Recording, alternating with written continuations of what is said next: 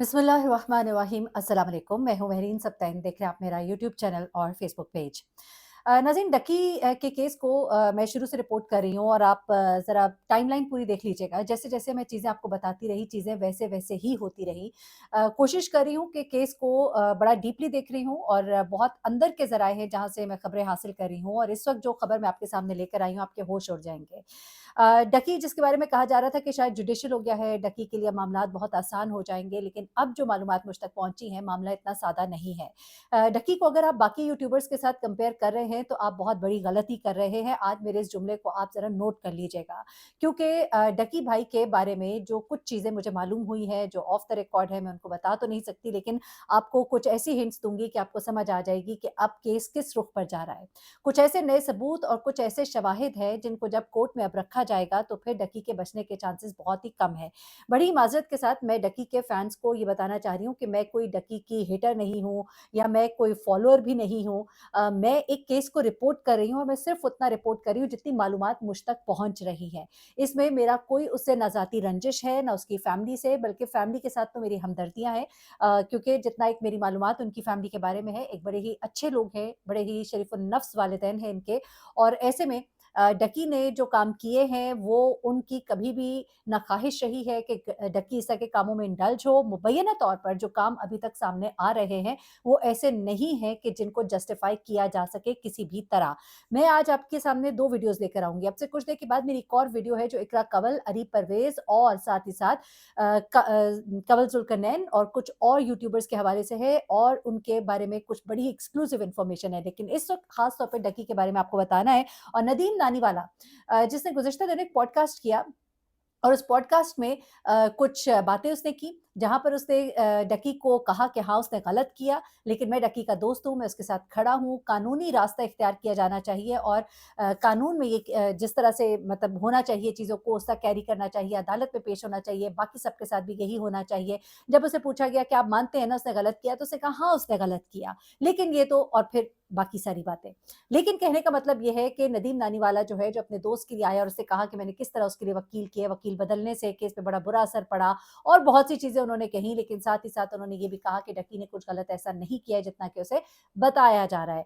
नदीम नानीवाला ने जहाँ पे ये बातें की, वहाँ पर उसने कुछ ऐसी गलती कर दी जो मैं कहूँगी एक बड़ी ही सख्त गलती कर दी और उस गलती की वजह से अब नदीम नानीवाला बहुत बुरा फँस गए हैं। वो उनके पास सिटीज़नशिप है बरतानिया की और उन्होंने अपनी एम्बेसी वगैरह से राब्ता भी कर लिया है, लेकिन नदीम नानीवाला की कुछ ऐसी चीज़ें सामने आई हैं जिसके सबूत जब बरतानिया को दिए जाएँगे तो वो उसमें बहुत बुरे फँसने वाले हैं।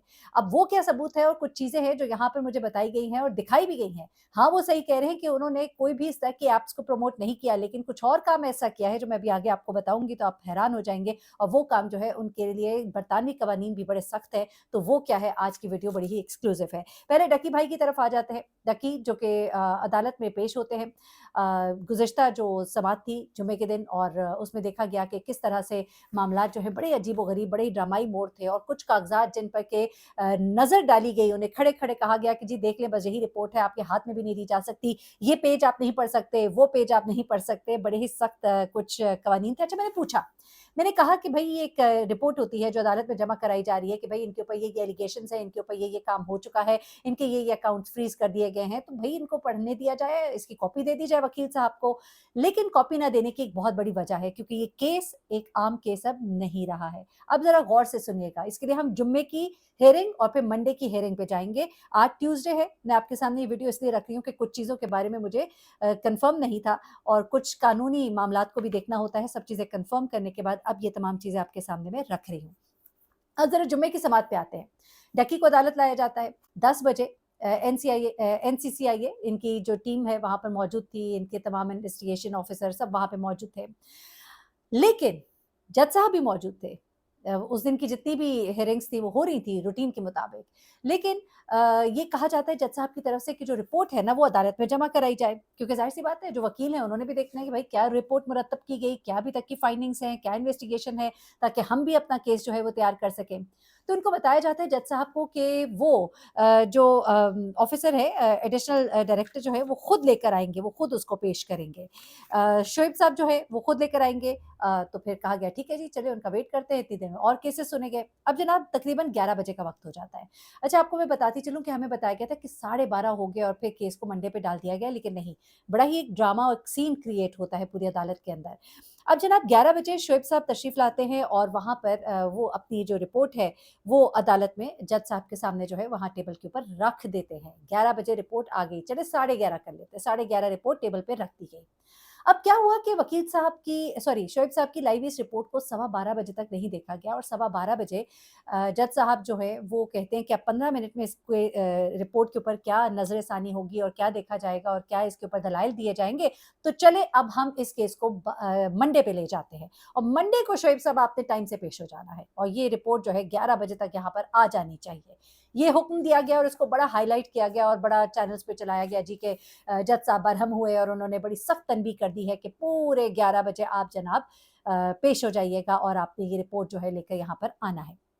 अब ज़रा सुनिएगा, जो 12:30 तक का टाइम हो गया तो ये कहा जा रहा है कि बीच में और केसेस थे, उनको भी वो सुन रहे थे और वो लाइन में लगे हुए थे, तो इसलिए इस फाइल को ओपन नहीं किया गया, जबकि एक हाई प्रोफाइल केस बन चुका था। ये मैं नहीं कह रही, ये वहाँ पे मौजूद जो कुछ लॉयर्स और कुछ रिपोर्टर्स हैं, वो ये एनालिसिस कर रहे हैं। अब आगे चलते हैं। मंडे का दिन आता है। अच्छा, अब यहाँ पर एक और बड़ा ड्रामाई सा अंदाज़ होता है जनाब के जो वकील साहब हैं डक्की के, वो कहते हैं कि भई मुझे ज़रा रिपोर्ट दिखा दी जाए, मैं देखना चाहता हूँ, हमने क्या स्टैंड लेना है, किस पे बात करनी है, क्या दलाइल देने हैं। तो अब रिपोर्ट इनको दिखाई नहीं जा रही होती। वकील साहब कहते हैं फ़ाइल दें, तो फ़ाइल उनको दी नहीं जा रही होती। फिर उसके बाद फाइनली ये तय पाता है कि ठीक है, आप यहाँ खड़े-खड़े ही फ़ाइल देख लें। ना आप इसकी कोई तस्वीर ले सकते हैं, ना कुछ और, बस खड़े-खड़े आप यहाँ पर फ़ाइल देख लीजिए। वकील साहब ने जल्दी से इतना ही गनीमत जाना और फ़ाइल को खोला और फ़ाइल को खोलकर देखना शुरू कर दिया। यहाँ पर याद रखिएगा कि वकील साहब ने गुज़िश्ता दिन जितने भी चैनल्स हैं उन पर ये बात की कि अगर कानून अपना रास्ता अपनाता और कानून के मुताबिक होता, ये कानून से आगे की चीज़ लगती है। ये एग्ज़ैक्ट जुमले मुझे अभी याद नहीं आ रहे, मेरे ज़हन से एकदम स्लिप कर गए, लेकिन एग्ज़ैक्ट मीनिंग ये था कि ये सिर्फ़ कानूनी पेचीदगियाँ नहीं है, बल्कि कुछ और भी मामला है और कहकर उन्होंने थोड़ा-सा बात को डाइल्यूट भी कर दिया कि कानून अपना रास्ता इख्तियार करेगा और हमें अदालतों से इंसाफ की उम्मीद है और ये सब कुछ। लेकिन जब उन्होंने ये बात कही तो उन्होंने बहुत सा इशारा भी दिया। आई डोंट नो किसको इन्होंने इशारा दिया। लेकिन अब यहाँ पर वापस आते हैं। वकील साहब को फ़ाइल दी गई, खड़े-खड़े फ़ाइल देख सकते हैं। अब वकील साहब ने जैसे ही सफ़े पलटने शुरू किए तो फ़ौरन ही उनको कहा गया, जी आप ये सफ़ा नहीं देख सकते। उन्होंने कहा, क्यों भई? उन्होंने कहा, नहीं ये नहीं देख सकते। अच्छा जी, आगे कर दिया, ये भी नहीं देख सकते। उससे अगला भी नहीं देख सकते और ये बस आखिरी सफ़ा ये देख लीजिए। अब जो आखिरी सफ़ा उन्होंने देखा और कुछ हमें ज़राए बताते हैं उस आखिरी सफ़े पर कुछ ऐसी डिटेल्स थी, जो डकी साहब की बड़ी-बड़ी अमाउंट्स हैं, जहाँ-जहाँ फ्रीज़ की गई थी, कुछ बैंक्स हैं, मैं बैंक्स के नाम नहीं लूँगी, अमाउंट्स करोड़ों में हैं और उसमें उनका क्रिप्टो का अकाउंट भी है, जिसमें तकरीबन 10 करोड़, एक और अकाउंट जिसमें 25 करोड़ है। उसके अलावा जो अकाउंट्स हैं, उनको हम नहीं डिस्क्लोज़ करते क्योंकि ये अकाउंट्स जो हैं, इनके ऊपर बहुत बात हो चुकी है, तो मैंने आपको सरसरी सा बता दिया कि ये अकाउंट उनके फ्रीज़ कर दिए गए हैं। उसके अलावा अरूप जतूई के अकाउंट्स जो फ्रीज़ किए गए हैं, वो भी इसके अंदर मौजूद था और ये तमाम चीज़ें जो है, इनको फिर नोट कर लिया। अब आई डोंट नो वकील साहब को इससे कितना एक फ़ायदा होगा, लेकिन मामला जो है ये इतना सादा नहीं। अब जनाब हुआ क्या कि पीर के दिन पे बात चली गई। अब पीर का दिन आता है और पीर के दिन ज़रा देखिए क्या होता है। पीर के दिन डकी साहब की बेल के हवाले से मामलात आगे होने थे। यहाँ पर सब लोग जो है 10 बजे पहुँच जाते हैं। कहा गया था कि जी 11 बजे का टाइम है आपको और आपने यहाँ पर आना है। अब जब सब यहाँ पर आ जाते हैं तो एक और ड्रामा मुंतज़िर होता है। पता नहीं ये ड्रामा था, हकीकत थी, क्या था? कहाँ हमें ये जा रहा है जी, एक ड्रामा ही हमें तो लग रहा था कि जज साहब जो है वो छुट्टी पर थे और मामला जो है वो फिर मज़ीद आगे चला गया। अब मामला जो है वो आगे जा रहा है और मामलात जो हैं वो इतने सीधे दिखाई नहीं दे रहे हैं और जितने मुँह उतनी बातें, लोग अपना-अपना एनालिसिस दे रहे हैं, लेकिन मैं आपको यहाँ पर कुछ ख़ास बातें बता दूँ, फिर नदीम नानीवाला की तरफ आते हैं कि डकी साहब जो हैं उनके बारे में मुझे ये बताया गया है, बड़े ही अंदर के ज़राए हैं और उन्होंने ये कहा है कि बिल्कुल, बिल्कुल sure shot anti money laundering case. जी हाँ, मनी लॉन्ड्रिंग के हवाले से कुछ बड़ी ही एक्सक्लूसिव मालूमात हैं, उन्हें अभी डिस्क्लोज़ नहीं किया जा रहा।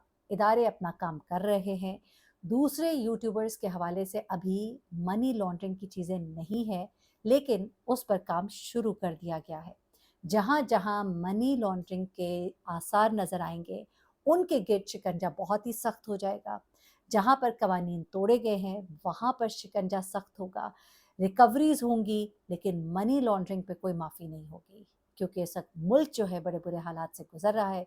कुछ चीज़ें हैं, इस वक़्त आपने देखा होगा कि डकी के चेहरे पर हवाइयाँ उड़ रही होती हैं, जब वो अदालत में पेश होते हैं, बिल्कुल ख़ामोश होते हैं, जैसे किसी का कोई बहुत बड़ा गुनाह जो है पकड़ा जाता है। बड़ी माज़रत के साथ, मैं मज़ाक उड़ाने के लिए नहीं कह रही, मैं सिर्फ बॉडी लैंग्वेज को डिस्कस कर रही हूँ। तमाम हालात वाक़यात और ऑब्ज़र्वेशन ये बता रही हैं, डकी की बॉडी लैंग्वेज बता रही है कि इनके हाथ बड़ी चीज़ें लग चुकी हैं और बचने का कोई चांस नहीं है, खामोशी इख्तियार करने में ही आफ़ियत है और वही इस वक़्त डकी ने की हुई है। आगे आ जाते हैं जनाब नदीम नानीवाला पर। मुख्तसर सी बात करूँगी और आपको बताऊँगी। नदीम नानीवाला गो उसके पास सिटीज़नशिप है बरतानिया की, लेकिन अब नदीम नानीवाला पर ऐसा हाथ डाले जाने वाला है जो उनको अब बरतानिया में भी मुश्किलात में मुब्तला कर देगा।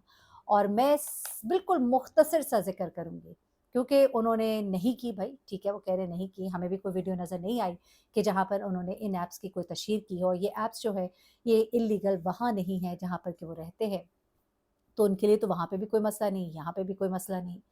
लेकिन जो मसला है ना, वो बड़ा ही गंभीर है और वो है कुछ कॉल सेंटर के हवाले से।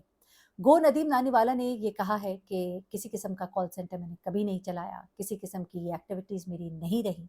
लेकिन कॉल सेंटर के हवाले से अब कुछ डिटेल्स जो हैं वो निकलवाई जा रही है और कुछ ऐसी गुफ्तगू उन्होंने अपने प्रोग्राम में की है जिसको बहुत सीरियस लिया गया है। चले सिटीज़नशिप की वजह से कोई बचत आपकी यहाँ पर हो भी जाए, लेकिन जो अब इन्फॉर्मेशन आपके बारे में निकाली जा रही है, वो वहाँ पर बरतानिया में आपके लिए मुश्किलात जो है वो खड़ी करेगी क्योंकि क्लाइंटेज जो है आपकी यूरोप की और बाहर की ही है, आप खुद ही कहते हैं। लेकिन ये जो अगर मामला खुला और अगर वाक़तन अभी मैं इसे कह देती हूँ मुबैना तौर पर कुछ ऐसी मालूमात हैं, कुछ कॉल सेंटर के हवाले से, अगर ये खुल गई और वाक़तन वो जो चीज़ें कही जा रही हैं, जो मुझे बताई गई हैं, वो अगर दुरुस्त निकल आई, तो फिर नदीम नानीवाला के लिए वहाँ पर मामलात बड़े मुश्किल हो जाएँगे।